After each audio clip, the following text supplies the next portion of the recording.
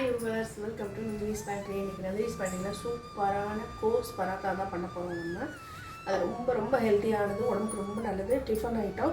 ஏதாவது கோஸ் பிடிக்காதவங்களுக்கு இந்த மாதிரி செஞ்சு கொடுத்தீங்கன்னா தெரியவே தெரியாது, டிஃப்ரெண்ட்டாகவும் இருக்கும். ஏன்னா நம்ம வெங்காயம், இஞ்சி, பச்சை மிளகாய் எல்லாமே அதில் சேர்க்குறோம். கோஸையுமே ஓரளவு மிக்சியில் வந்து நல்லா பல்சஸ்லேயே ஒரு 5-6 தடவை போட்டோம்னா இந்த மாதிரி ஆயிரும்.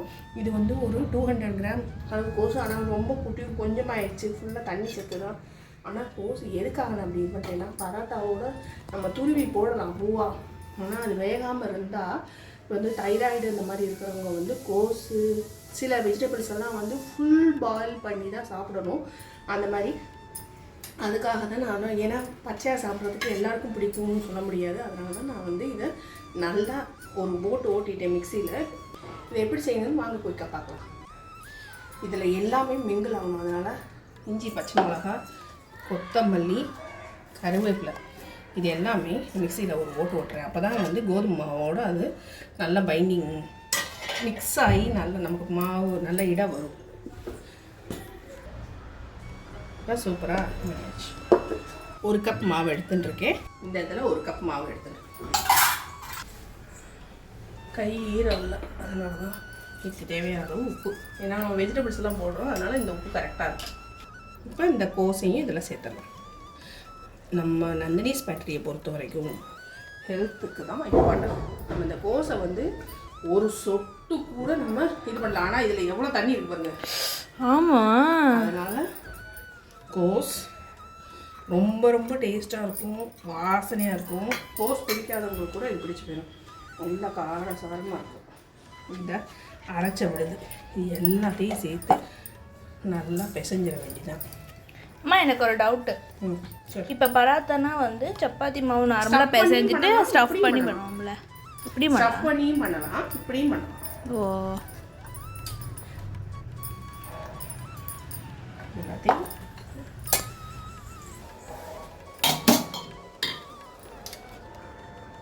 ஒரே ஒரு ஸ்பூன் எண்ணெய்,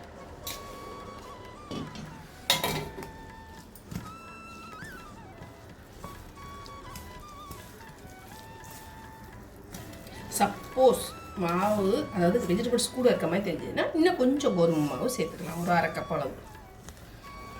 நான் உங்களுக்கு இதை பிசைஞ்சிட்டு காட்டுறேன். நான் வந்து எக்ஸ்ட்ரா மாவு தேவைப்படும்னு நினச்சேன், ஆனால் தேவைப்படலை. தண்ணியும் ஒரு சொட்டு கூட நான் விடலை. ஆமாம், ஒரு சொட்டு கூட விடலை. நான் மெனக்கிட்ட எடுத்து வச்சேன், ஒரு சொட்டு அப்படியே இருக்கு. ஒரு சொட்டு கூட விடலை. ஏன்னா நீங்கள் தண்ணி விட்டுட்டீங்க, கோதுமை தோசை தான். கோதுமை தோசை ஆயிரும். இதை ஒரு 5 நிமிஷம் அப்படியே மேலாப்பில் லேசாக இன்னும் கொஞ்சம் எண்ணெயை தடவிட்டு. இப்போ கோஸில் அவ்வளோ தண்ணி இருக்கா? அவ்வளோ ரொம்ப ரொம்ப நல்லது உடம்புக்கு. ஆனால் அதை வந்து ஃபுல் பாயில் பண்ணி நல்லா குழைவாக வேக வச்சு தான் சாப்பிடணும். ஒரு 5 நிமிஷம் ஊற வச்சது இப்போ வந்து நல்லா சாப்பிட்டா. ஒரு சொட்டு கூட தண்ணி விடாதீங்க. தண்ணி விட்டிங்கன்னா சுத்தமாக ரொம்ப டைலூட் ஆகிடும். இதுவே பாருங்கள் எவ்வளோ இதாக இருக்கு. ஆமாம், உண்மையிலே அம்மா தண்ணியே விடலை, ஒரு சொட்டு கூட விடலை, தேவைப்படலை. ஏன்னா இதுலேயே நிறைய இது இருக்கிறதுனால நீர்ச்சத்து நிறைய இருக்குதுல, அதனால நான் ஒரு சொட்டு கூட விடலை.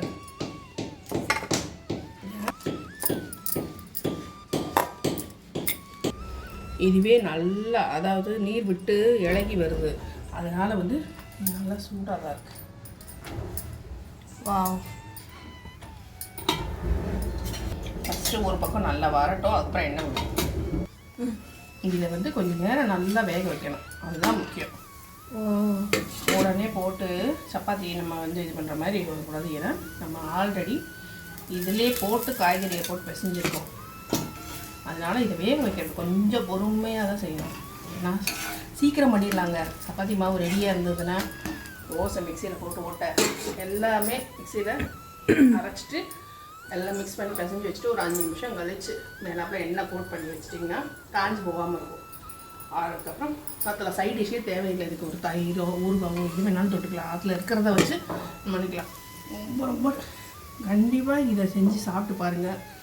கோஸ் பிடிக்காதவங்களே எனக்கு இந்த மாதிரி அடிக்கடி செஞ்சு கொடுன்னு சொல்லுவாங்க.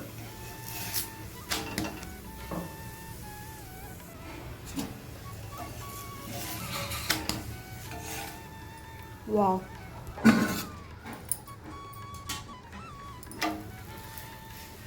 கொஞ்சம் நல்லா எண்ணெய் விடாமல் முதல்ல வேகட்டும், அதுக்கப்புறம் நம்ம எண்ணெய் விட்டுக்கலாம். வாவ்.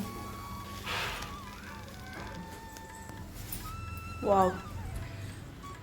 இந்த சூப்பர் எம்மியான ஹெல்தியான பரோட்டா, கோஸ் பரோட்டா உங்களுக்கு கண்டிப்பாக பிடிச்சிருக்கு நம்புகிறேன்.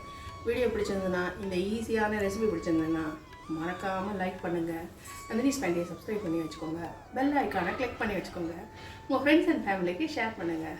தேங்க்ஸ் ஃபார் வாட்சிங். பாய் பாய். பாய் கை தெரியல. பாய் பாய்.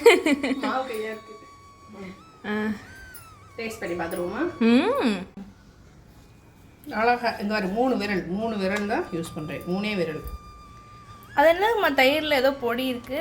அது வந்து ஊறுகாய் அச்சார் பொடி வந்து வீட்டில் ரெடி பண்ணி வச்சுருக்கேன் நான்.